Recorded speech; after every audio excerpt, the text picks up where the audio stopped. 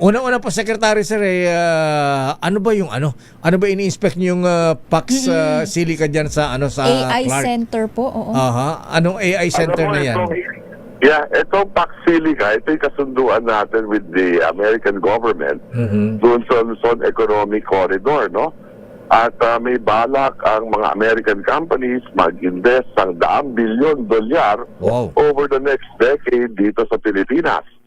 Yung supply chain, may mga kumpanya sila na halimbawa nasa China, nasa Vietnam yung iba, ay balak nila ilipat sa Pilipinas.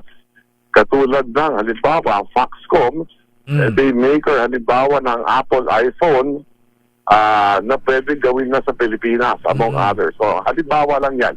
So I'm on my way to Clark para inspectionin yung area. At may meeting din kami doon, yung semiconductor industry. Gayon din, bibisitahin natin yung Texas Instruments. Oh, ibabalik ang Texas Instrument. Ang tagal na nawala sa Baguio yan, Mountain Province.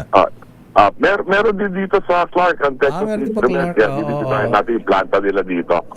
Ayan. So, mangyayari yung mga iPhone natin made in the Philippines na, hindi na made in China. That is correct. Hindi lang iPhone, pati mga para sa mga bata, yung mga Xbox at Sony PlayStation. Gawa rin yan.